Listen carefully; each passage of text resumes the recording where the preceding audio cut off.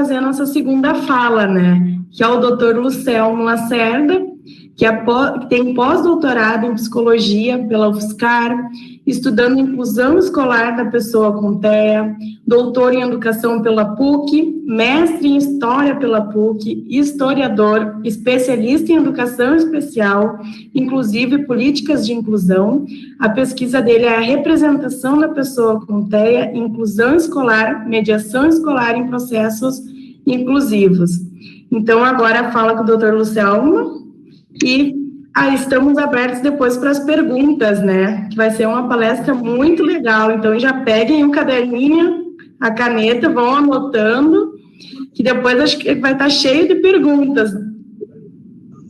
Boa noite, tudo jóia? Muito obrigado, Daniela, pela recepção. Vai ser um prazer aqui conversar com vocês, sempre nessa parceria aqui com o Rafa. E eu acho que esse tema ele é fundamental, né?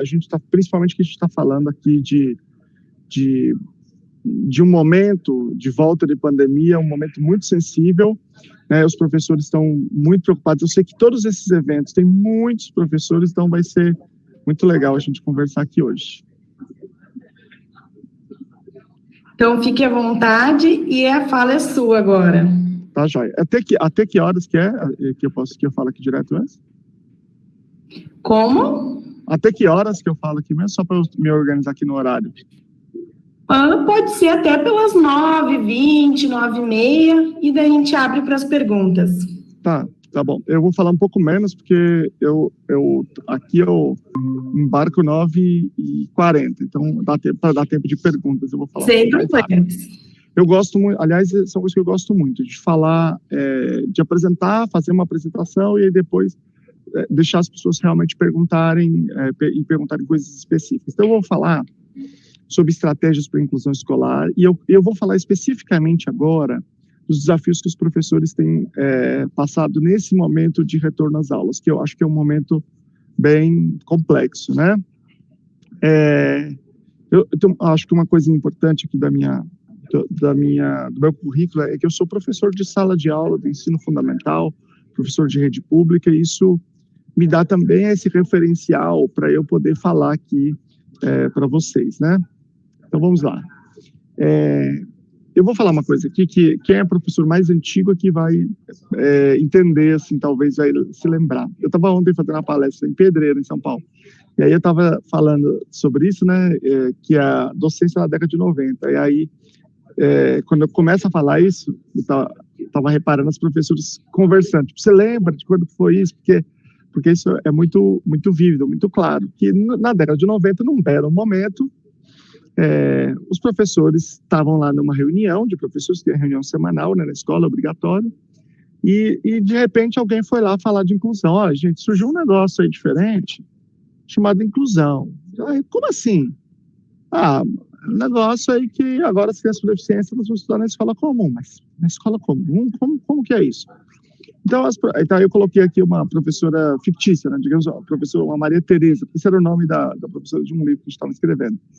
Então, ela estava na década de 90, por volta, meados da década de 90, um marco desse período foi Salamanca, né, que é um encontro que aconteceu em 94. E aí, fazendo uma síntese do que foi apresentado nesse contexto, é o seguinte: receber o diferente na escola é um enriquecimento da escola, da experiência acadêmica e civilizatória. Ou seja, tanto era importante, era positivo academicamente, né, enquanto aprendizagem acadêmica, pedagógica, isso seria um ganho para esses indivíduos, quanto seria também uma melhoria para os demais indivíduos sem deficiência, porque os professores teriam que encontrar outras saídas mais amplas, mais abrangentes e metodologicamente mais avançadas para poder ensinar, isso beneficiaria a todos. E, enquanto valor social, também isso seria um grande ganho, né, para as pessoas com deficiência, que poderiam conviver com outros indivíduos e por isso ter experiências sociais importantes, significativas, quanto os indivíduos com desenvolvimento típico, que também poderiam se tornar indivíduos melhores, mais inclusivos, cidadãos mais competentes, né? E, a partir dessa discussão, dessa perspectiva, o que começou a acontecer é que cada vez mais alunos com desenvolvimento atípico, né, começaram a se matricular na escola comum. A gente começou a ter uma proporção maior de indivíduos com deficiência matriculados em escolas comuns. Cada vez maior, progressivamente, até que em 2008 houve a virada, né? Houve uma inversão em termos de quantidade. Foi o ano em que as crianças matriculadas na escola comum ultrapassou o número de crianças matriculadas em escolas especiais, né? Bom, vamos pegar essa personagem fictícia, que é a Maria Tereza, que a gente inventou aqui. Bom, no primeiro ano, ela falou, pô, legal, gostei dessa ideia. Eu sou a favor, poxa, que legal, a gente tem que ser a favor mesmo. Inclusão, legal, eu compro esse valor aí. Só que aí, suponhamos aqui, né, que Maria Tereza é uma alfabetizadora, professor que está lá no Fundamental 1, nas séries iniciais, só que ela teve um aluno com deficiência nesse primeiro ano que ela recebeu e ele não se alfabetizou. Daí ela ficou preocupada. Ela falou, peraí, esse negócio é um pouco mais complicado. Ela conseguiu alfabetizar os seus alunos porque ela estuda muito, porque ela é dedicada, porque ela conhece todos eles, ela faz um trabalho sério, mas o aluno com deficiência intelectual ela não conseguiu, com alguma deficiência, né? É porque na década de 90 você tinha muito mais diagnóstico de deficiência intelectual do que de autismo. Depois se inverteu. Bom, no segundo ano, ela teve um problema ainda muito mais sério. Por quê? Porque ela teve uma aluna que tinha autismo, deficiência intelectual, que ela não só não conseguiu alfabetizar, mas ela não conseguiu sequer ensinar essa aluna a ficar sentada em sala de aula. Que é o que todo mundo que é professor sabe que está cheio, né? Um indivíduo que fica zanzando para lá e para cá, na escola. E aí ela falou, meu Deus, eu nem sabia que isso precisava ser ensinado. Porque não tem isso na faculdade, né? Ninguém fala disso. Eu nunca li nada, nunca foi falado nisso. Disseram aqui, na negócio de inclusão, que eu achei legal, mas ninguém falou disso. Então ela ficou realmente muito preocupada. E ela, como uma professora comprometida, ela disse assim, não, só que mais? Eu vou estudar, eu vou correr atrás. Então deixa comigo que eu vou para cima. E aí ela fez o seguinte, ela começou a ler. Ela pegou um tanto de livro e começou a ler. O que eu fiz? Eu vou dizendo assim, não é necessariamente todo mundo vai passar exatamente pela mesma coisa, mas eu, Luciano, quando eu decidi estudar educação especial, eu comprei R$ 1.800 de livro na Amazon. Livro para professor já é mais barato, né? Que professor ganha pouco, então os livros já é baratinho, comparativamente, né? Aí eu peguei aquele tanto de livro assim, pá. Nossa, eu falei, agora eu vou aprender sobre educação especial, agora você deixa comigo que agora eu vou manjar. E comecei a ler. E o que dizia o livro? Dizia assim, olha, gente, é o seguinte, lá na Grécia Antiga, em Esparta, jogavam as crianças da pirambeira. Depois, teve a Idade Média e tratavam as crianças com caridade. Depois veio a segregação. E agora vem Salamanca, são todos iguais, tem que respeitar a diferença. E que legal, que nós estamos agora depois de Salamanca. Bom, isso aqui já estava sabendo, né? Vou passar para o próximo capítulo. O primeiro livro ainda era um livro de 8 capítulos, que eram de autores diferentes até. Aí eu peguei e fui ler o segundo capítulo. E dizia, olha, gente, na Grécia jogava as crianças na pirambeira, hein? Ó, na Idade Média você sabe que tinha lá na caridade, hein? E ó, depois veio a segregação, perigoso, depois veio Salamanca, ainda bem que veio Salamanca. Aí eu falei, bom, isso aqui já estava sabendo, mas eles quiseram reforçar. Vou passar para o próximo capítulo. E para o próximo foram os 8 capítulos dizendo a mesma coisa. Tem que respeitar a diferença, e as pessoas com deficiência também têm direito, elas também são seres humanos e tal. Bom, esse livro não é muito bom, vou passar para o próximo. E eu li todos, e todos diziam exatamente a mesma coisa, só diziam isso, só. Depois, quando você vai lendo mais, né, vai avançando, vai lendo outros livros técnicos mais avançados, que essas posições são mais discutidas, você percebe que a questão é a seguinte, o pressuposto com o qual se trabalha majoritariamente no Brasil é que se eu tiver o coração bom, a criança aprende. Eu não preciso aprender nada, eu não preciso ser especialista, só preciso ter o coração bom. Então, eles ficam ali tentando te convencer a ter o coração bom. Então, por isso que todos os livros só falam disso. Eu já fiz muitas palestras em que eu fiz um desafio. Eu falei, eu estou fazendo um desafio para vocês aqui. com professores, né? Eu falei, eu quero saber se alguém aqui já viu um livro, não é 2, não, que tenha na capa educação especial ou educação inclusiva, qualquer uma das duas expressões, que tenha dentro uma prática. Só um livro que tenha uma prática, não precisa ter duas, só uma. Já fiz palestra para 5 mil professores, eu nunca achei uma resposta. Eu acho que deve até ter algum no Brasil, mas eu nunca vi, né? Então, os professores fazem isso e eles não conseguem achar nada, né? Ela estudou, ela fez uma pós-graduação. Quem faz pós-graduação em educação especial sabe que, pelo menos a grande maioria que eu conheço, ou todas, mas grande maioria, quando eu estou falando de grande maioria, é muito mais que 90%, tá? Só tem esse mesmo discurso atitudinal. Por quê? Porque a pressuposição é, se eu tiver o coração bom, então eu vou criar o contexto para os indivíduos aprenderem. Isso não é verdade, isso é uma avaliação completamente terraplanista da educação, né? Isso é uma coisa absurda, mas é o que acontece. Quem já fez pós-educação especial até pode comentar aí se tem uma experiência diferente. Aí o que aconteceu com essa personagem fictícia aqui, da Maria Tereza? Ela, então, repensou sua atitude, ela se tornou contra a inclusão.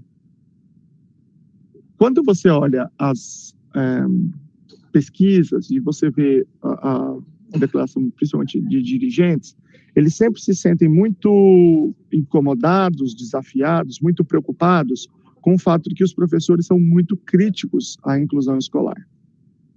E isso acaba gerando uma visão completamente equivocada do processo, que é a seguinte: eu vou lá na escola e vejo que os alunos não estão aprendendo. E aí eu pergunto para os professores e eu vejo que os professores são bastante críticos à inclusão. Eu poderia até dizer que eles são contra, mas não é exatamente isso. E aí eu digo, então é por isso que eles não estão aprendendo. Mas é o contrário. Os alunos não estão aprendendo, porque os professores não sabem como fazer isso. E aí, como os professores, entre ano, sai ano, não veem as crianças aprendendo, então eles passam a ser contra a inclusão. Uma parte deles, claro, né?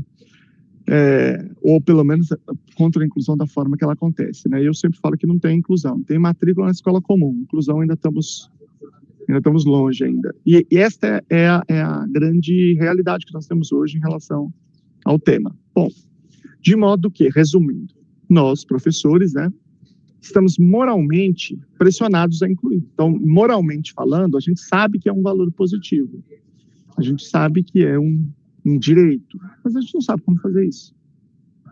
Não tem ideia. E aí, não é simples você dizer assim, não, mas o professor já está há muito tempo dando aula, então ele já sabe, ele precisa correr atrás. Sim, mas eu estou dizendo para vocês que eu comprei R$1.800. R$1.800 é um salário de um mês de professor. Dependendo do lugar, é mais que isso. E não tinha nenhum livro. Eu estou desafiando, eu estou dizendo para vocês aqui que eu já desafiei isso aqui, já fiz desafios com milhares e milhares e milhares de pessoas. Eu nunca encontrei ninguém que me tenha dito um livro que tenha educação especial ou inclusiva na capa e que tenha uma prática em português, né? Então, não é simples assim, como dizer assim, não, então corra atrás aonde? Corra atrás com que referencial? Corra atrás em que lugar? Bom, dito isto, quando tem as formações nas prefeituras, né, principalmente, eu estou falando prefeitura, que em geral, ensino fundamental, prefeitura é onde acontece o basicão da inclusão, tá? Quando acontecem essas formações, assim, de acadêmicos, né, eu sempre falo que tem 2 frases que elas são tops, assim, né, que elas são as grandes frases que se eu tivesse um gravador na saída, se os professores falariam praticamente só essas frases, né? Uma é essa aí. Isso aí é só teoria. Essa frase é campeã. A outra é a seguinte: quero ver na minha sala. E eu devo dizer que os professores, quando eles dizem isso, é verdade. Na maioria das vezes é verdade. A pessoa foi lá e falou uma coisa que é absurda. E vendendo como se fosse teoria, porque ele é acadêmico. Porque existe uma perspectiva muito errada no Brasil, né, que é muito disseminada, que é se a cadeira onde eu tiver a bunda, se ela for de uma universidade, então qualquer coisa que eu escrever é ciência. Não é isso que é ciência. Ciência é um processo de produção de conhecimento, é um método de produção de conhecimento específico. é ciência, alguma coisa que eu produzi com método científico. E, de um modo geral, na academia, em educação no Brasil, considera-se a ciência como uma coisa do mal, uma coisa conservadora, errada. E o bom é se eu escrever o que eu quiser, desde que o que eu quiser tenha o valor certo. Então, a pessoa vai lá, liga o ar-condicionado, senta e ela escreve o que ela quiser. Olha, se o professor tiver o coração bom, então a criança aprende. Sim, mas de onde você tirou isso? Primeiro, onde é que você definiu o que é coração bom? Se você foi da escola, se você mediu quando existe ou não existe, e quando existe tem aprendizagem, quando não existe não tem aprendizagem. Tem isso? Não. Não, mas ela escreveu ali, a pessoa escreveu ali, e ela tem doutorado, então é verdade. Isso é um absurdo, claro, isso não tem nada a ver com ciência, né? Isso é terraplanismo. Então, os professores, de um modo geral, eles estão corretos quando eles falam isso, né? Porque o que você tem é conversa de autoajuda. Bom, e o que eu proponho para esses professores, eu quero dizer para eles o seguinte: existe uma saída, sim. Ela não foi apresentada para vocês, em geral, né? Mas eu vou apresentar aqui para vocês essa saída. E essa saída, ela tem uma literatura disponível, ela tem coisas práticas com validação científica disponíveis para vocês. E vocês podem utilizar desse manancial de estudos, tá? Bom, vocês têm que entender primeiro o seguinte, que existe estudos e estudos, né? Porque se eu disser assim, precisa ter estudo científico, qualquer coisa entra, porque tem estudo para qualquer coisa que você quiser. Mas não é isso que é ciência. Ciência é um processo de produção de conhecimento que exige um certo rigor. Então, existe aquilo que a gente chama de práticas baseadas em evidências, que é um tipo de perspectiva que seleciona, não qualquer estudo, mas estudos com bom desenho metodológico, com resultados significativos, que de fato a gente consegue garantir que funcionam. Né? Por exemplo, se a gente for fazer aí uma comparação, né? Nos últimos 2 anos, né, a gente viu aí mais de 190 vacinas serem desenvolvidas, mas só 4 podem ser comercializadas ou oferecidas no setor público no Brasil. Por quê? Porque só 4 delas passou desse nível aqui em termos de evidência, de confiabilidade, certo? Então, daqui para cima, né, que a gente tem evidência. Então, eu preciso ter 2 tipos de pesquisa, ou ensaio controlado randomizado, que pode ser de saúde ou pode ser de educação, ou revisão sistemática com ou sem meta-análise. Daqui para baixo, não é prática com evidência, certo? E na educação é a mesma coisa, é a mesma lógica. Portanto, eu tenho estudos daqui para cima que eu preciso utilizar, né, para eu dizer que eu tenho uma coisa com evidência. Isso significa que eu não vou simplesmente fazer o que me der na cabeça, na telha, né? Só para dar um exemplo que os professores talvez mais antigos identifiquem bem, num certo momento alguém disse assim, olha, gente, eu acho que não pode ter esse negócio de ensino de tabuada. Não pode, tem que ser... A gente contou a história no meio e põe a conta. Isso aí que é bom, isso aí que é o ensino significativo. Tabuada não tem sentido. Bom, e alguém achou, legal, isso aí faz sentido. E faz sentido, é bonito, defende um valor positivo. E aí, quando alguém teve essa ideia, de repente foi proibido tabuada na escola. Professoras que usavam tabuada eram consideradas estacionalistas, prejudicavam os alunos, tudo isso. E aí nós perdemos uma geração inteira que não sabe nada de matemática. Você chega num lugar para comprar um salgado, fala, quanto que é? Ela fala, R$3, dá 5 para ele fala, só um minutinho. Pega a calculadora para poder contar, porque ele não sabe matemática, ele não aprendeu, porque tem que ensinar com tabuada, não tem jeito do que a gente sabe hoje, né? Mas se naquele momento que alguém teve essa ideia, que é uma ideia que tem valor, mas ainda que esteja errada, alguém deveria falar assim, vamos fazer um ensaio controlado randomizado? Pega 50 salas de aula, mede as habilidades matemáticas de todo mundo. Divide agora aleatoriamente 50-50. Para 50 a gente ensina matemática com tabuada, para 50 a gente faz aprendizagem só com a historinha e no meio põe a conta. E aí vamos ensinar assim durante 1 ano e depois de 1 ano a gente vai testar de novo as habilidades matemáticas.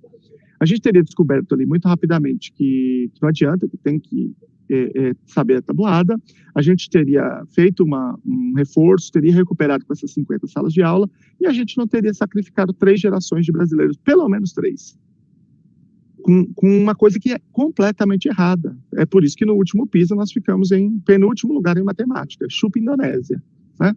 porque é uma ideia que faz sentido, mas ela está errada. E é assim que a gente deveria se comportar sempre em educação. Bom, esse estudo aqui é um estudo que aponta quais práticas funcionam para pessoas com autismo. Lá nos Estados Unidos tem uma lei de 2001 chamada No Child Left Behind, nenhuma criança deixada para trás, que estabelece que só pode usar práticas com evidência na educação especial pública, né? E aí eles financiam, né, Secretaria de Educação Especial financiam empresas que pesquisam isso, instituições, desculpa. Então, essa é uma das duas grandes instituições que pesquisam isso, é a National Clearinghouse Autism Evidence Practice, NCAEP. E aí, tem uma versão traduzida pela Luísa Guimarães e Roberta Dias, que, aliás, são duas grandes análises do comportamento que moram em Porto Alegre. E essa versão, ela é oficial, tá no site oficial da instituição. Essa revisão sistemática, ela está no site oficial disponível para quem quiser baixar, porque ela não é como outras pesquisas, às vezes, que fica fechada, porque como ela foi feita com dinheiro público, eles têm que disponibilizar publicamente, tá? Então, quais são as 28 coisas que funcionam? Eu já vou falar de alguns aspectos práticos, tá? Mas são essas 28 aí. Eu não vou falar delas aqui, não vou ler todas elas, mas depois vocês podem ler aí e ler o próprio artigo também, pode pegar lá o relatório, né? Eu também tenho um livro com o professor Paulo Liberalesso, que é um médico neuropediatra, que é lá de Curitiba. Ele é mestre em neurociências e doutor em distúrbios da comunicação. Ele fez uma parte, eu fiz outra parte. Na minha parte, eu explico essas 28 práticas e dou um exemplo de cada um, e especificamente na escola, né? Especialmente. Dessas 28, a 4 e a 21 tem referenciais teóricos próprios, as demais são baseadas em ABA, em análise do comportamento aplicada. Então, quem quiser depois, pega no meu Instagram ou procura na internet o livro, né? Autismo, Compreensão e Práticas Baseadas em Evidências, que vocês conseguem ver aí um exemplozinho. Bom, mas vamos imaginar o seguinte, tá? Que o professor está na escola e ele tem um aluno que voltou agora das aulas, da pandemia, né? Voltou às aulas presenciais e está tendo muita dificuldade.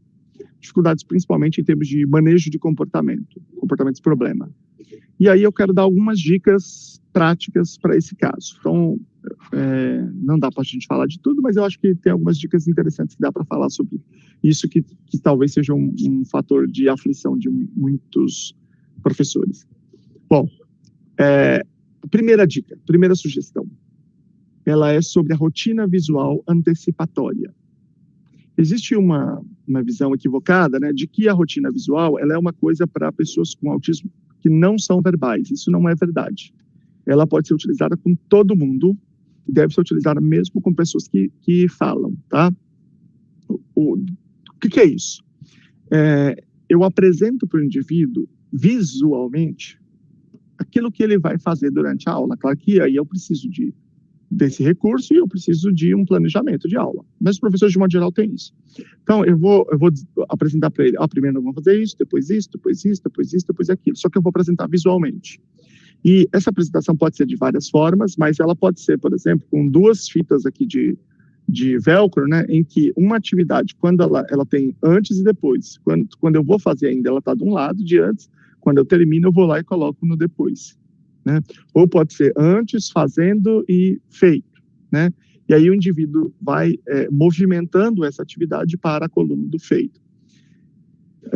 Tem uma pesquisa muito boa sobre isso, que foi em 94, de Flannery e Horner, que eles fizeram o seguinte: eles pegaram indivíduos com autismo que apresentavam muitos comportamentos problema e eles criaram algumas situações. Situação número 1, que eles faziam atividades que eles já conheciam, que eles já dominavam, sem antecipação. Quando eles faziam atividades novas, que eles não dominavam, eles estavam aprendendo sem antecipação. Ou que eles faziam atividades que já conheciam ou atividades novas com antecipação. E qual foi o resultado? Que o que mais mexia no comportamento, o que mais reduzia o comportamento problema, era a antecipação. Mesmo que fossem atividades novas, que não tinham sido feitas ainda, que o indivíduo ainda não sabia. Portanto, ainda que ele não saiba, que ele nunca tenha feito aquela atividade, se você apresentou para ele e ele sabe que aquela atividade vai vir, a probabilidade de ter o comportamento de problema é muito menor, mesmo crianças verbais, tá? Existem várias pesquisas especificamente com crianças que falam. Então, esse é um elemento que pode ajudar muitos professores, e ele é relativamente simples, né, de ser feito. Bom, o segundo, que também é bastante simples de ser feito, quer dizer, relativamente simples, né, a segunda estratégia é, sempre que eu tiver uma atividade que precisar ser feita, eu não vou fazer só uma atividade, eu vou fazer mais de uma. Eu vou ter duas opções, e aí eu vou apresentar para o indivíduo para ele escolher qual que ele quer fazer ali.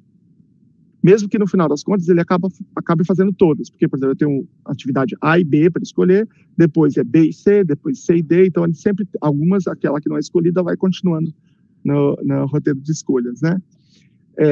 Isso parece uma coisa besta, mas isso tem um poder de reduzir comportamento de problema impressionante, só pelo indivíduo poder ter escolhido. Ainda que ele está escolhendo entre duas atividades que têm o mesmo grau de dificuldade, o mesmo tamanho, que ele vai demorar o mesmo tanto. Só por ele escolher já reduz o comportamento de problema. Por algum motivo que a gente não sabe dizer qual que é, mas é uma estratégia bem legal. Então, sempre que a gente puder fazer, ao invés de uma atividade para trabalhar uma habilidade, faz mais de uma, duas, três, e dispõe isso para o indivíduo escolher. Então, o poder da escolha é enorme. Segundo, e aí, para os professores, essa é difícil demais, essa e a 5 é muito difícil deles entenderem. Ora, se eu estou com um indivíduo voltando da pandemia, e ele não está ficando na sala, ou às vezes ele nem quer entrar na sala, ou ele não está ficando o tempo suficiente, eu não, estou frisando não vou apresentar atividade nova. Mas atividades já dominadas, atividades que ele já saiba fazer, que ele faça com o pé nas costas. Se esse indivíduo, ele já aprendeu essa soma de um algarismo, agora ele está aprendendo soma de 2 algarismos, e depois a gente vai para 3, eu não vou trabalhar nem com 2 nem com 3, agora eu vou trabalhar com de 1. Eu vou fazer atividades com soma de 1 algarismo. Por quê? Porque o alvo não é soma de 2 algarismos, o alvo é aprender a fazer atividades em sala de aula. Nós, professores, aprendemos a delinear alvos assertivos, alvos de ensino, é uma coisa que a gente não aprende na faculdade, mas que é fundamental, talvez seja a mais fundamental das tarefas docentes. Eu não posso estabelecer 2 objetivos de ensino altamente desafiadores para esse indivíduo ao mesmo tempo, que seria a soma de 2 algarismos e fazer atividades em sala. São 2 alvos difíceis, né? A gente tem que tentar se colocar no lugar desse indivíduo e entender que a chance dele fugir, né, dele se comportar para evitar aquele contexto é muito alta. Mas se ele for entrar para fazer uma atividade que é moleza e que, portanto, vai dar a ele acesso às consequências reforçadoras, né, presumivelmente, daquilo que ele está fazendo certo, aí a probabilidade é muito maior. Isso vai mitigar um pouco a aversividade dele estar na sala de aula fazendo atividades, né? Que é uma coisa que para ele, depois da pandemia, ele está muito mais sensível, para ele é difícil, né? Então, a gente esquece atividades novas. Ah, mas vai atrasar. Vai atrasar, mas se ele não ficar na sala também vai atrasar mais ainda, porque você não está ensinando nenhuma coisa nem outra, né? E as coisas vão piorar. Quarta dica importante: estabelecer um esquema de realização de demandas com reforçadores intercalados, que pode ser com economia de fichas. Deixa eu explicar o que é isso. Primeiro lugar, nós precisamos trabalhar com reforçadores. Eu sei que os professores aprendem na faculdade que isso é errado, que o Skinner é do mal, porque a nossa faculdade é profundamente anticientífica, né? Em geral, nessa formação. O que é um absurdo, né? O ideal seria que a escola fosse o melhor lugar do mundo, o lugar em que o indivíduo tivesse mais acesso a reforçadores, fosse um lugar bonito, fosse um lugar agradável, fosse um lugar... O Skinner fala uma coisa que eu acho uma das coisas mais geniais e mais sensíveis que ele fala: tem que ser um lugar cheiroso, né? Tem que ser um lugar que tenha tantas experiências positivas que isso transfira para o próprio comportamento de aprender. E aí o comportamento de aprender se torna naturalmente automaticamente reforçador, e a gente queira aprender em todos os lugares. Bom, E aí a gente precisa trabalhar com reforçadores, ou seja, quando o indivíduo responde às nossas demandas, a gente tem que dar a eles acesso aos reforçadores, como a gente dá para todos os alunos. Não existe aprendizagem sem reforçador. O que a gente faz é que a gente não sabe que a gente está dando esses reforçadores, porque a gente não, em geral, não programa isso, mas principalmente reforçadores negativos, né? Eles se comportam para fugir da nota vermelha, da advertência, da esculhambação, de um monte de coisa. Mas para pessoas com autismo em geral, isso não funciona muito. Então, a gente tem que prover outros reforçadores mais efetivos, né? Que a gente faz teste de preferência. Eu não vou falar disso aqui agora, mas depois, se vocês quiserem, eu fiz até um vídeo sobre teste de preferências recentemente. Mas, vamos supor que você estabeleceu certos reforçadores, certas consequências para que ele fizer. Só que a gente não vai pegar essas consequências, você vai dispor só no final do período de aula. A gente vai intercalar com as atividades. Então, por exemplo, eu digo assim, olha, você faz 3 atividades, depois você pode ficar 5 minutos no celular. Se for o celular reforçador, você faz 3 atividades e depois você pode ler um gibi, né? Ou, sei lá, qualquer outra coisa.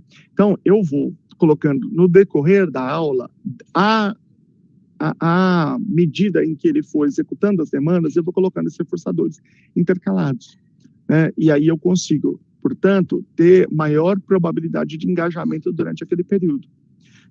Porque ele sabe que ele está somando aquilo ali, e daqui a pouco ele vai ter acesso ao reforçador, se ele fizer tudo.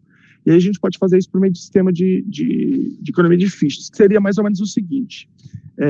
Por exemplo, vamos imaginar que isso aqui fosse uma folha plastificada, tá? E aí a gente coloca uns velcros aqui, digamos que tivesse 3 velcros aqui. Então, ele faz a primeira atividade, eu dou para ele uma estrelinha que ele cola nesse velcro. Daí ele faz a segunda atividade, eu dou a segunda estrelinha, que seria uma ficha. Eu dou estrelinha, pode ser o cara da Patrulha Canina, pode ser o Homem-Aranha, pode ser qualquer coisa, aquilo que ele gostar.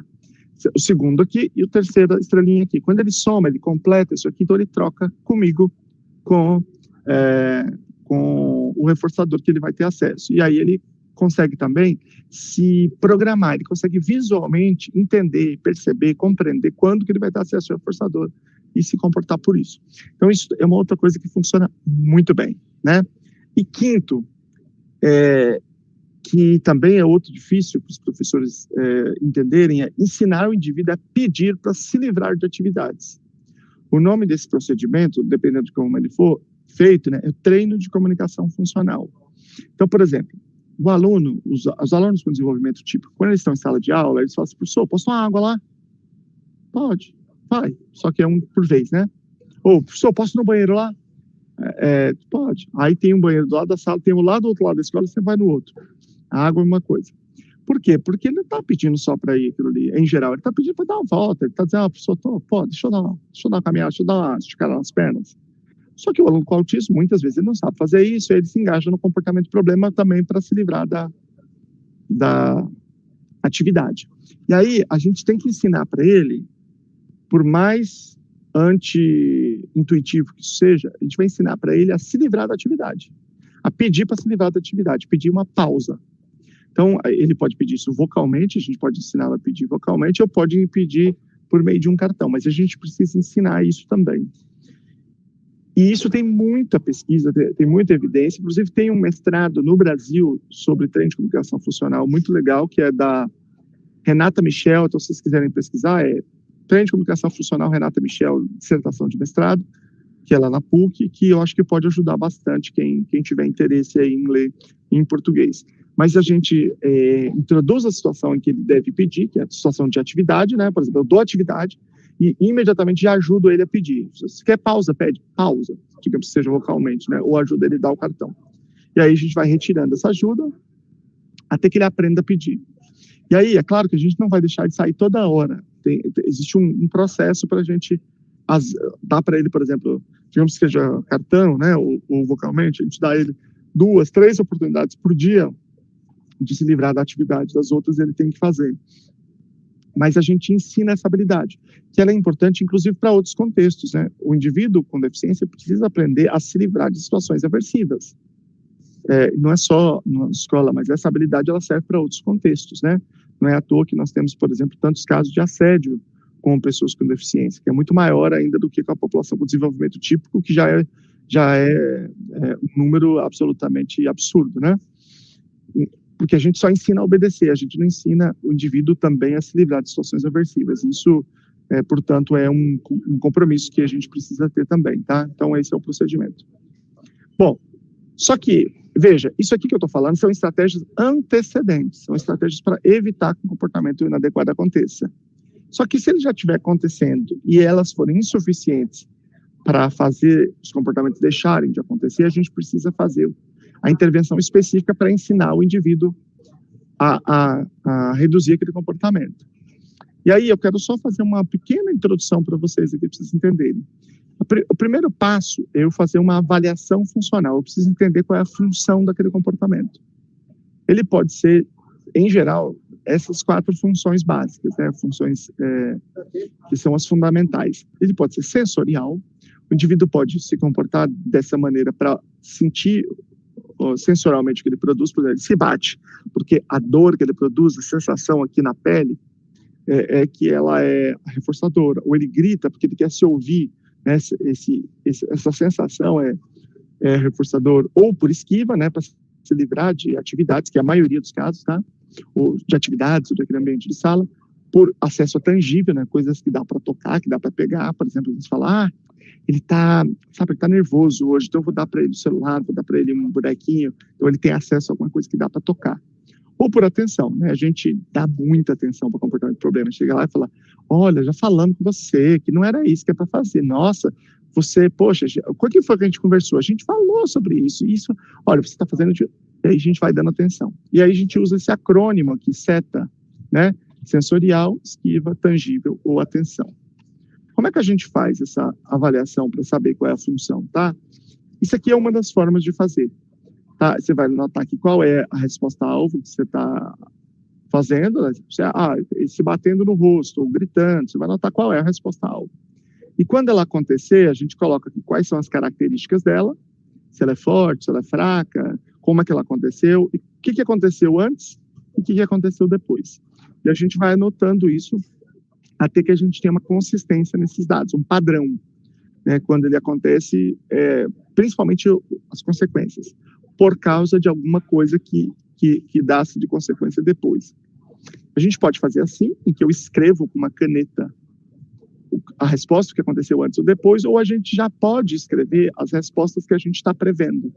E a gente fazer só um X, por exemplo, digamos, né, que eu vou pegar um indivíduo que se joga no chão, que grita, que bate a cabeça, eu vou fazer o X do que ele fez naquele momento, e eu vou notar o que tinha aqui de antecedente, né, se ele estava com sono, com fome, mudança de rotina, barulho alto, calor, se a mãe estava presente, se o pai estava presente, se a mãe saiu da sala, se foi quando ele estava resfriado, se foi quando o irmão entrou na sala, e o que aconteceu depois, se alguém colocou para dormir, se alguém deu comida, se alguém conversou, pediu para ele parar, se ele foi levado para o quarto. É claro que, a depender do ambiente, a gente vai colocar coisas específicas. Então, aqui não teria coisa de casa, teria coisa da escola, né? Por exemplo, depois que ele gritou, digamos que o menino se joga no chão, eu perguntaria, ele foi levado para a direção? Ele foi levado para o AE? Ele foi levado para o pátio? Alguém falou com ele, chamou a atenção dele? Os alunos deram atenção para ele? Os alunos saíram da sala? O professor continuou dando aula? O que aconteceu depois, né? Então, eu posso anotar já todas essas possibilidades e aí estou colocando o X no que acontecer, até eu adquirir aí um padrão sobre esse comportamento. E aí é que eu vou fazer a intervenção. Eu não vou conseguir explicar aqui para vocês qual é a intervenção, mas essas coisas aqui, tudo eu tenho um vídeo no YouTube explicando já, então vocês podem depois olhar lá, tá? Tem uma aula, por exemplo, sobre essas duas coisas aqui. Se a função for social, tem 4 funções, né? Sensorial, esquiva, tangível, atenção. Essas 3 aqui são sociais. Essa primeira não é social. Essas 3 aqui, os principais procedimentos são esse aqui, tá? Reforço diferencial e treino de comunicação funcional. Sendo que o treino de comunicação funcional é um tipo especial de reforço diferencial de resposta alternativa. Se a função for sensorial, fosse a primeira, os principais procedimentos são enriquecimento ambiental, quer dizer, dá outras possibilidades para o indivíduo fazer coisas ali naquele ambiente, né? Outras atividades que ele possa fazer. Exercício físico, que é uma coisa muito importante, eu sempre saliento a importância do profissional de educação física, do fisioterapeuta na intervenção. E esse procedimento aqui, que é a interrupção da resposta em redirecionamento, que às vezes chama de RIT, que alguns estudos, outros chamam só de RIR, Então, vocês podem encontrar vários estudos sobre isso na internet, né? Eu tenho um vídeo também sobre esse procedimento num caso de ecolalia. Então, a gente vai selecionar um procedimento prático, descritivo, para aquilo que eu preciso em sala de aula. A gente não precisa ficar refém de um discurso de autoajuda que só fala para a gente ter o coração bom, tá? E para terminar, eu quero terminar com essa frase que para mim ela é muito importante, ela sintetiza as coisas que eu penso sobre a inclusão escolar, as coisas que eu defendo, que não há inclusão escolar verdadeira sem saber especializado. Eu sempre digo que, no meu entendimento, não existe inclusão escolar no Brasil. Tem matrícula em escola comum, mas inclusão ainda estamos muito distante, né? Mas nós temos que caminhar para isso. E não existe isso se não houver saber especializado, tá? E colocando aqui depois o meu contato, para quem quiser vir aqui, aí depois vocês podem mandar aí alguma coisa. Eu peço desculpas pelo lugar que eu estou aqui, se fez barulho, porque eu estou no aeroporto, estou indo para Curitiba, porque, inclusive, o maior especialista do mundo hoje em comportamento de problemas se chama Gregory Henley. Ele está vindo para fazer um workshop lá em Curitiba, ele vai ficar esse fim de semana todo com Joshua Jessel, e eu estou indo para Curitiba. Desculpa. Espera aí. A câmera caiu. Voltou. Eu estou indo para Curitiba agora para participar do workshop. Aí eu ia mostrar para vocês o seguinte, que amanhã eu vou ser chofer lá no aeroporto. Já imprimi aqui para poder pegar o Joshua lá. E aí eu tô aqui no caminho aqui para daqui a pouco eu ir para lá. Mas eu queria abrir para perguntas, porque eu acho que é legal quando as pessoas já colocam outras questões aí para a gente poder dialogar melhor. Muito obrigada pela fala. E já temos algumas perguntas, sim, doutor Lucelmo. Então, vamos para a primeira, né? Boa noite. Meu nome é Sirlene, sou mãe de um autista de 5 anos, sou atendente escolar dele e trabalho com a inclusão na escola. Os professores têm muitas dificuldades para lidar com as crianças especiais, porém percebo que eles não têm abertura para aprender sobre o assunto, aos assuntos relacionados a isso, por exemplo, as palestras. Também tem muito desinteresse em aprender metodologias novas. O que fazer para motivar esses professores? Está desligado o teu áudio. Verdade. Quer ver uma coisa? Eu vou pedir para quem é professor aqui que está na chamada, dar um alô. Faz um comentário aí, que vocês vão ver o tanto de professor que tem aqui. Então, eu não acho que seja exatamente isso que seja o problema, que esteja fazendo essa dificuldade, que esteja causando essa possibilidade. Não é esse desinteresse. O que acontece é um outro fenômeno muito mais complicado, que é o seguinte: os professores, quem está na escola, sabe que a gente tem todo santo dia uma moda diferente, uma besteira diferente que falam para a gente que vai ser a salvação do mundo. Principalmente quando tem começo de nova gestão, porque eles contratam as empresas dos amigos, tudo, e aí eles chegam na escola com gastei 10 bilhões aqui, eu tenho essa besteira aqui, eu quero que você faça sala de aula, eu venho aqui atrapalhar a sua aula. Então, o professor, ele aprendeu a se esquivar desse tipo de coisa todo o tempo. Então, na minha escola era um inferno, todo dia inventava, o projeto da água, é o projeto não sei o quê, é o projeto não sei o quê, é a micro não sei o quê, tanto de livro, com tanto de besteira que ninguém nunca usou. Então, quando chega uma coisa que é séria, que é de verdade, o professor não sabe, ele não consegue discriminar. Para ele se comporta para se esquivar daquilo como se fosse mais uma besteira.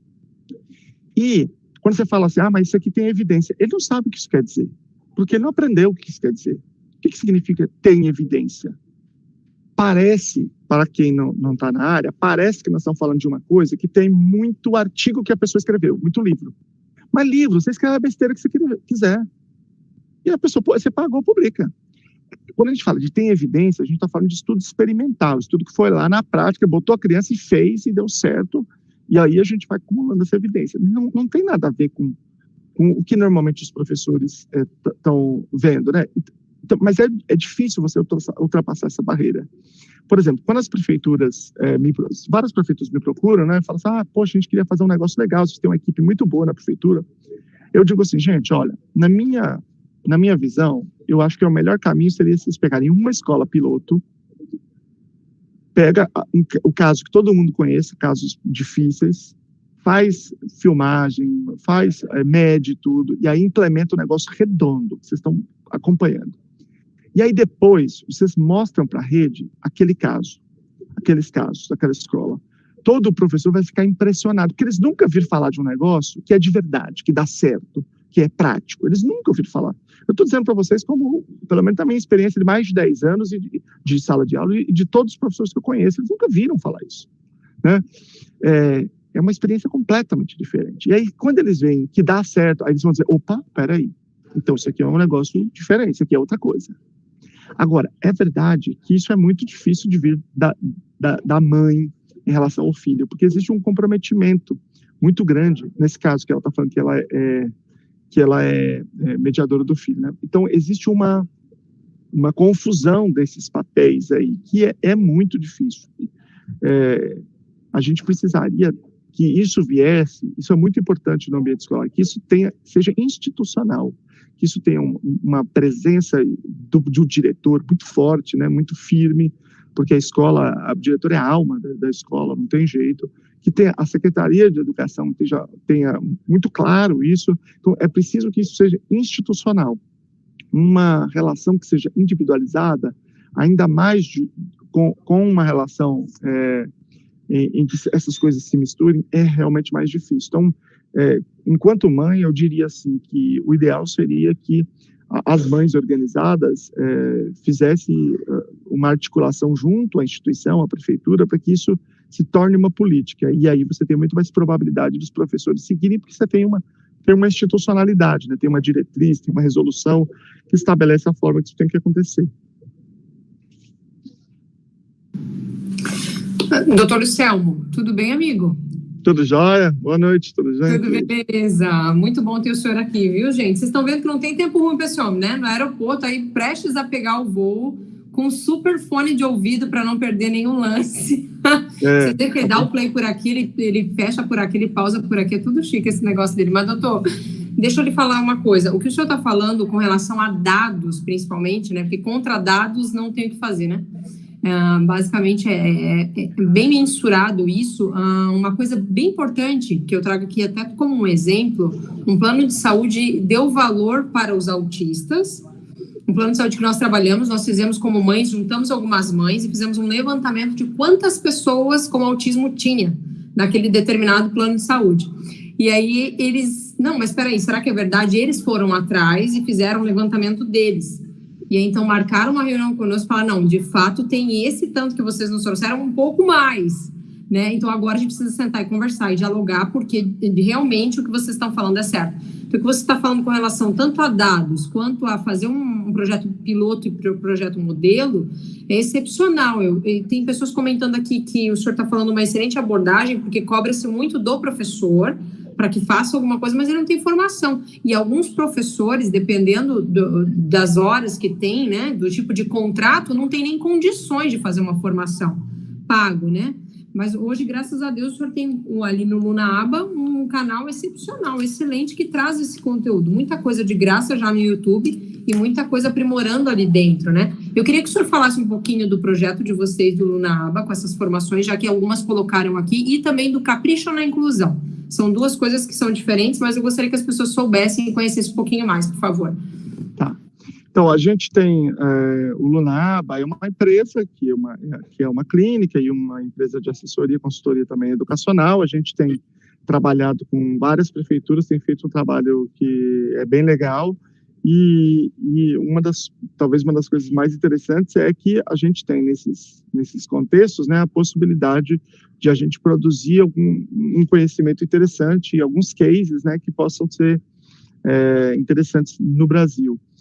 E tem o canal do YouTube, que a gente tem apresentado muita coisa. O problema do YouTube é o seguinte, é que o conhecimento está desorganizado, mas se você pensar, praticamente tudo que existe de conhecimento está lá, em algum lugar, está lá, né? Mas a gente tem feito questão de fazer coisas bem estruturadas e bem fundamentadas, trazendo sempre a literatura científica para as pessoas, para conseguir chegar a todos os lugares, que a gente sabe que o Brasil é um país muito complexo, né, que tem muita nuance no país inteiro, então a gente precisa chegar principalmente aos interiores, aos lugares que as pessoas não têm condições de ir em grandes universidades, porque não tem próximo, ou é difícil acesso, ou a universidade naquele local não tem aquele tipo de pesquisa. E o Capricho na Inclusão é um movimento de pais de crianças com autismo que defendem a utilização de práticas baseadas em evidências na inclusão escolar, né, na educação especial, e que tem tido iniciativas nesse sentido, né, cobrando do governo que se implementem essas políticas, e tem também produzido materiais, produzido conhecimento nesse sentido para informar as pessoas e os professores. Esse livro que eu disse que eu publiquei junto com o professor Paulo Liberales, nós escrevemos juntos, ele foi organizado pela Marla e pela Elise. A Marla é presidente da Comissão de Defesa das Pessoas com Deficiência da UAB Federal, a Elise é coordenadora do Capricho na Inclusão, e o livro foi publicado pelo Capricho, que é justamente nesse sentido de fazer uma coisa gratuita, acessível, num tom didático, para as pessoas. Por quê? Porque o problema do que a gente está falando aqui é que mesmo que o professor queira, e mesmo que ele esteja com disposição, é difícil achar as coisas, né? A gente tem algumas coisas na Luna, tem curso e tal, mas ainda é uma quantidade e um alcance limitado, né, em termos do que a gente está abordando, né? A gente precisa de, sei lá, 500 vezes mais do que se tem produzido. E aí, quando a gente tem a oportunidade de fazer isso de uma maneira mais abrangente, isso é muito positivo. Então, o Capricha tem essa pauta, nós já tivemos reuniões do governo federal, junto ao governo federal, ao movimento de saúde, educação, pedindo a implementação de práticas com evidência, porque o entendimento básico é que não é porque a pessoa não tem dinheiro e está no serviço público que a gente deve entregar para ela o resto, o que der, uma migalha. A gente deve dar para esses indivíduos a possibilidade de ter acesso ao que há de melhor evidência, porque diz respeito à dignidade humana e ao máximo desenvolvimento daquele indivíduo. Acho que chegou uma pergunta aqui que eu acho que se encaixa bem nisso, né? O que tu sugeres para tornar a inclusão possível, considerando que os nossos professores não têm formação adequada e que não adianta fazer por fazer no processo da inclusão? Eu não acho que... Porque assim, o que é formação adequada, né? A formação adequada, ela não diz respeito ao indivíduo fazer um mestrado, um doutorado na área, porque são coisas acadêmicas, é outro lance, é outra pegada, né? Aliás, saiu recentemente uma pesquisa comparando o desempenho dos alunos, né, de aprendizagem de professores que são ou não certificados em educação especial.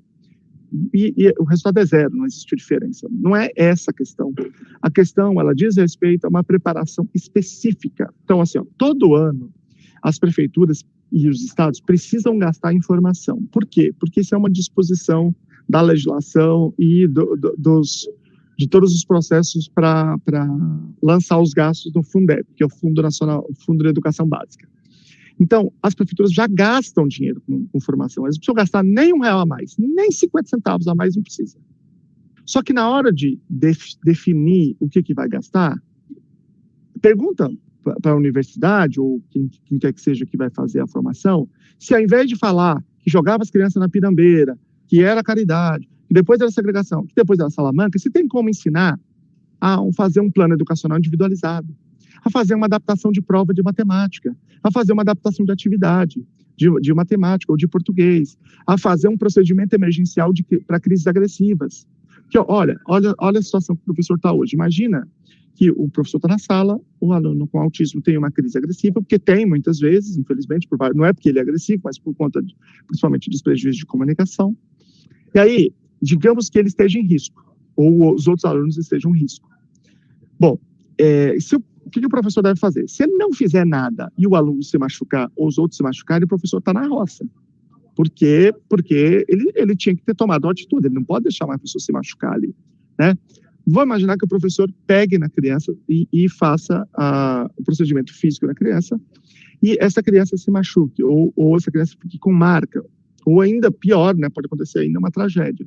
Esse professor está na roça, porque ele não tem formação nenhuma para isso, ele não tem preparação nenhuma para isso. Então, o professor está numa situação impossível hoje. Então, o que a gente tem que fazer? Pega 3, 4 pessoas lá da secretaria, treina para poder fazer o curso com todo mundo. Nos Estados Unidos, você não pode ser merendeira da escola se você não tiver o curso de segurança e crises agressivas. Você quer varrer a escola? Então tá bom, você tem que fazer o curso de segurança e crises agressivas, senão você não pode varrer a escola. Então você vai lá e vai fazer uma semana de formação disso. Por que a gente não faz isso? É dinheiro das bolachinhas pedagógicas. Você faz isso, não é uma questão de dinheiro, porque o dinheiro já é gasto todo ano. Não é para gastar nenhum real a mais. Então, não precisa gastar nenhum real a mais, só gastar o dinheiro que já se gasta, só fazer esse tipo de curso. Várias universidades públicas têm práticas baseadas em evidências, e eu estou falando de universidade pública porque existem vantagens licitatórias, né, em contratar essas universidades. Você não precisa de trabalhar com outros profissionais, porque já tem sala de recursos, já tem acompanhantes na maior parte dos lugares, já tem o professor regente, então você pode trabalhar com o seu próprio pessoal e aí fazendo formação continuada, formação em serviço. A lei do teto, a lei do piso, ela estabeleceu que 1/3 da carga horária do professor deve ser de planejamento, então existe tempo já previsto na carga horária dele para estudo, para planejamento, para tudo isso. Então a gente pode reorganizar as coisas para a gente oferecer práticas baseadas em evidências e exigir que elas sejam implementadas. Então, não se trata de a gente arrumar um caminhão de dinheiro, mas se trata de a gente gastar bem o dinheiro que já é gasto. Temos mais uma aqui. A Camila Marinho ressalta que na escola do filho dela tem uma colega de classe que está dentro do espectro, não sendo verbal, e que está sempre com crises, que ela vê quanto faz falta estrutura para a escola, mesmo tendo a intenção de ser inclusiva.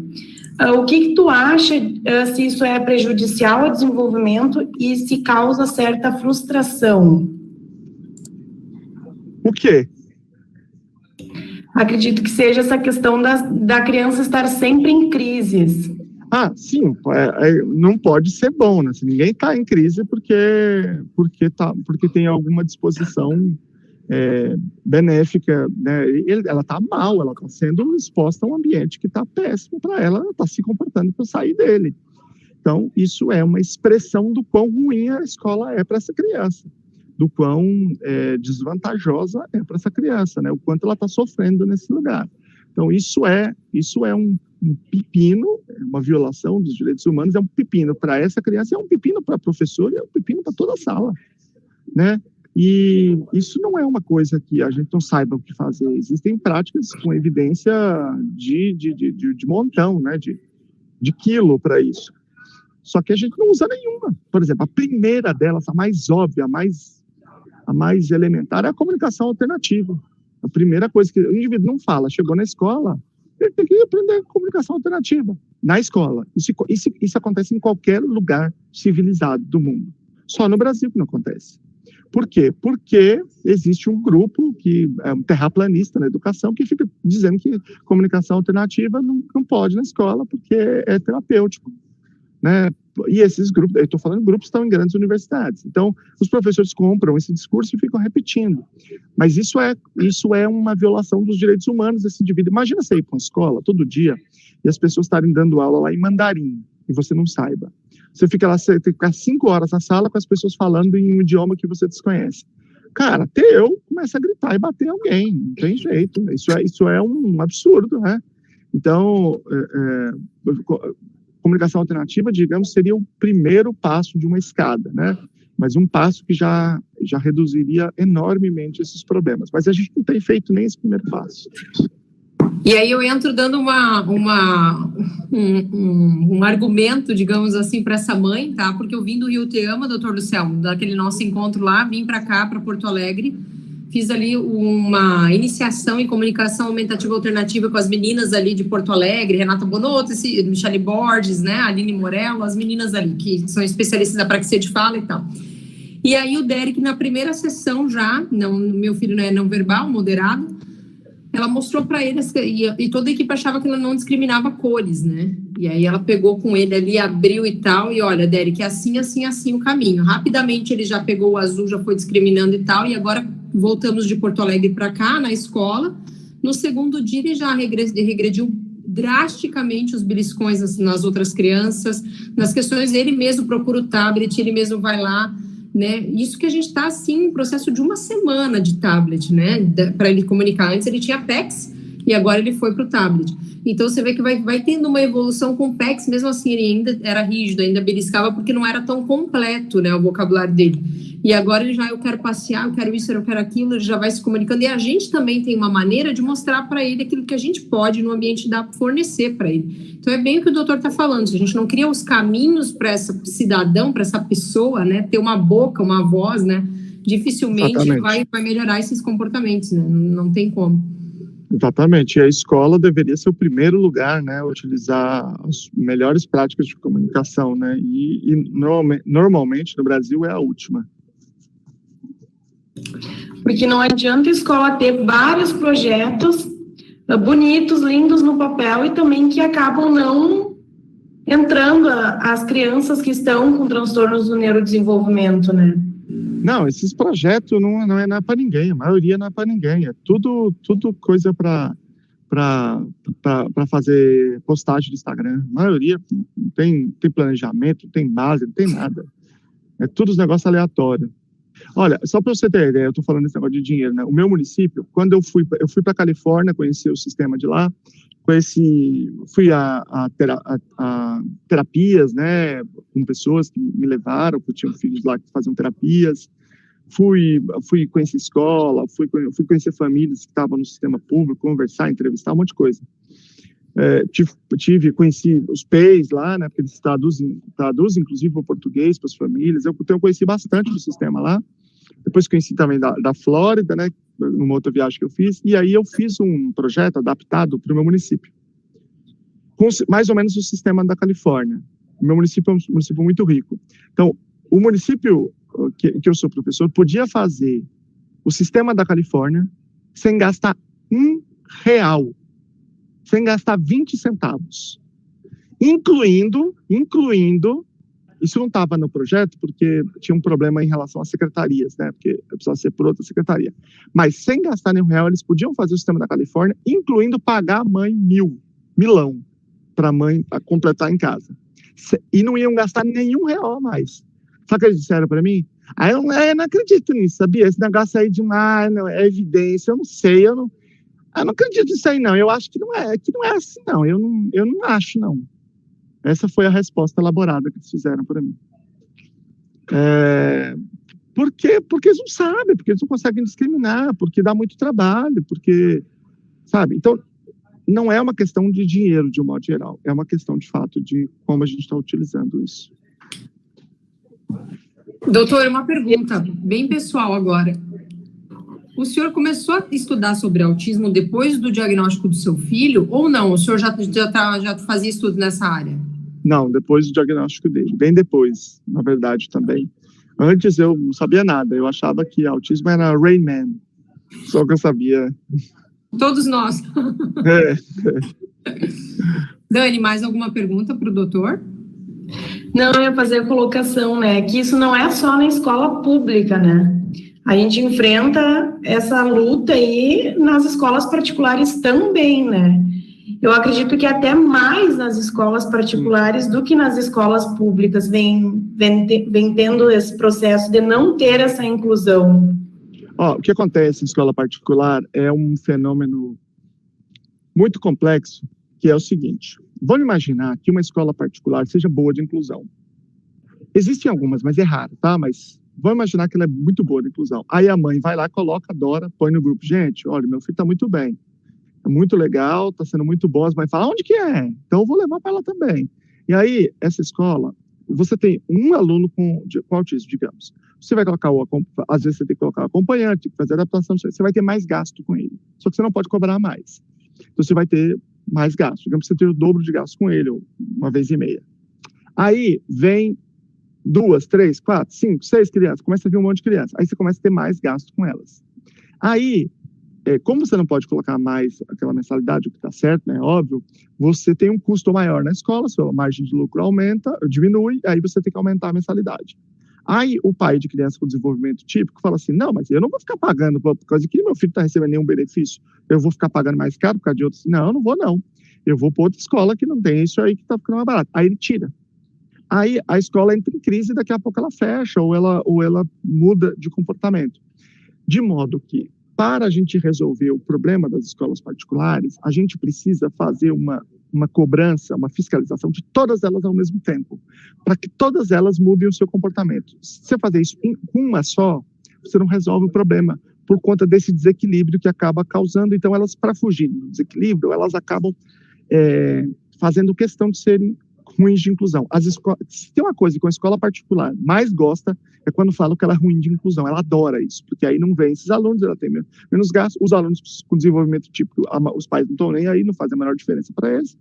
Portanto, o problema hoje é que quando você vai fazer uma fiscalização, uma cobrança para essas escolas, você não tem uma norma descritiva. Então, por exemplo, a gente diz assim, tem que ter um PEI. Onde que está escrito que tem que ter um PEI? Tem norma nenhuma, em nenhum lugar do Brasil que está dizendo que tem que ter plano educacional individualizado. Portanto, se a gente pega escolas particulares, rede particular, principalmente quando você pega ensino fundamental, ela se vincula ao sistema estadual. Quando você pega a educação infantil, ela se vincula ao sistema municipal.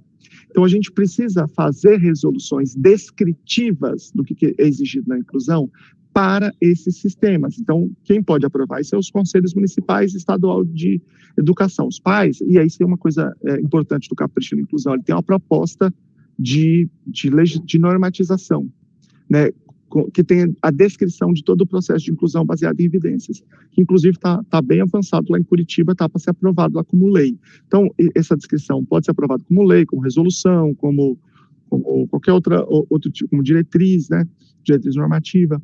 Então, nós pais, precisamos fazer com que esses conselhos, ou seja aprovado como lei, essas normas descritivas, porque a gente sabe, para que a gente possa saber exatamente o que cobrar das escolas particulares e como cobrar. Né? Ou seja, a gente faz a cobrança ao mesmo tempo e faz todas elas cumprirem certos aspectos. Eu lembro que eu era do Conselho Municipal da Educação, a gente fez uma norma lá, e aí a gente fez um dia circulando a cidade toda, todas as escolas particulares, para ver o que eles tinham ou não tinham de cumprimento daquelas regras, para a gente poder fazer essa cobrança.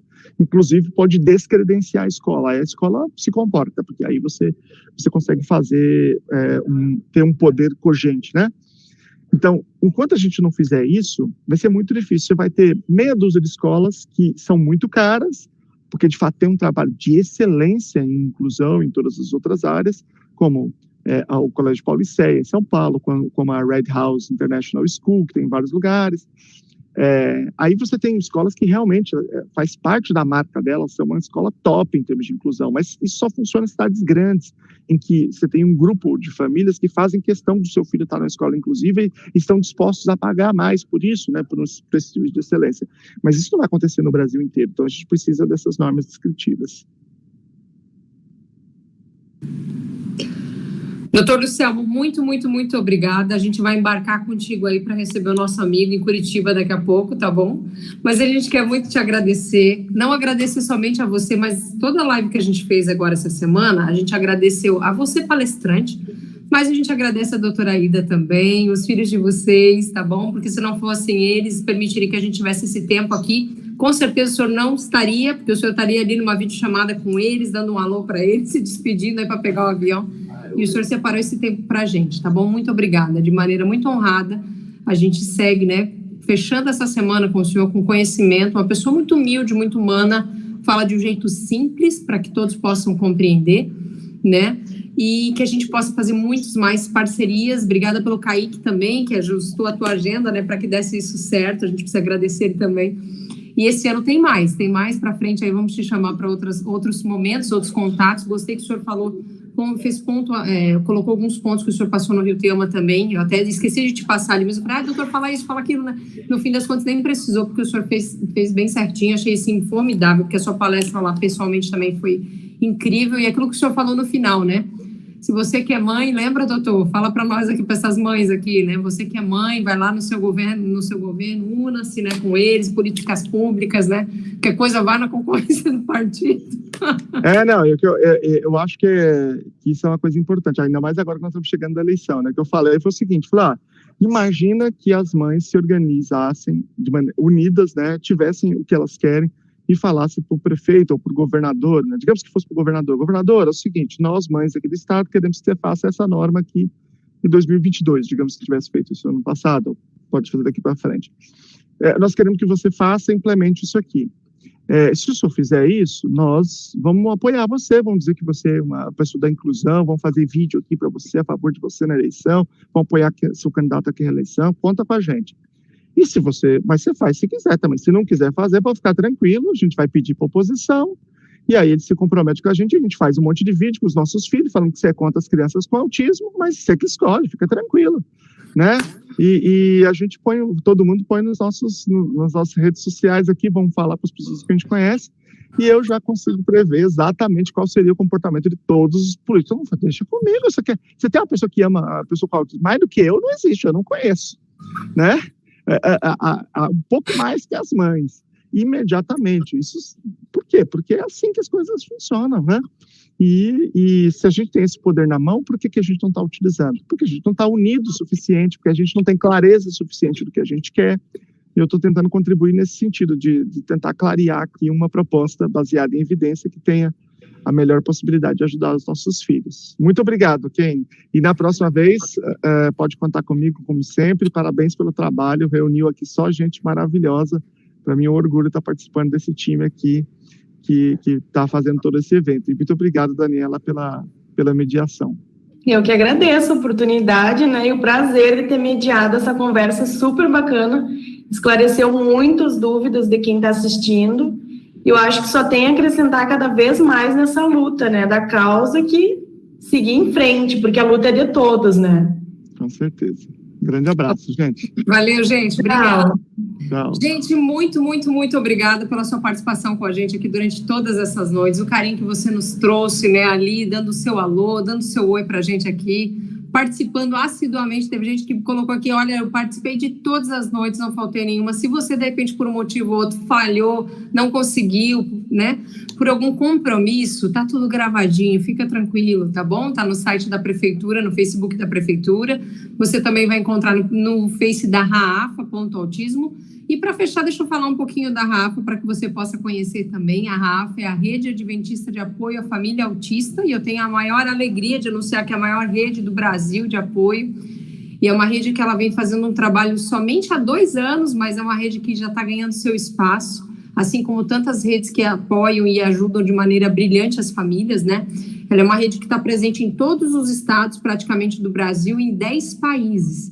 Então, a gente tem gente falando de autismo no Japão, na Espanha, na Argentina, no Chile, nos Estados Unidos, todos no seu idioma, para a gente levar cada vez mais conhecimento, conscientização e contribuir com as famílias lá também. A rede, você pode participar através do Instagram, pega seu celular, lembra que eu falei agora? Pega seu celular agora mesmo, você vai digitar lá Raafa com 2 As, R-A-A-F-A, Raafa.autismo. Você pode seguir esse canal e ali você vai ficar sabendo de vários eventos que acontecem de maneira gratuita, eventos como esse que você viu, de maneira gratuita, com certificado e ainda trazendo muito conhecimento para que você possa se unir a nós nessa causa. E assim a gente possa juntos fazer a diferença, como o Dr. Durcelmo falou aqui no final. Nada como unidos para a gente poder fazer a grande diferença. Ano que vem tem mais e a gente vai estar por aqui, a gente se despede com um grande beijo no coração, conta com a gente no que precisar. Você não está sozinho, não esquece disso, tá bom? A luta é de todos nós, professores, terapeutas, família, nós estamos todos juntinhos aqui para fazer as coisas da melhor maneira pelos nossos filhos, pelos nossos alunos e pelos nossos pacientes também. Que Deus abençoe você e a sua vida. Um grande abraço. Tchau, tchau, gente.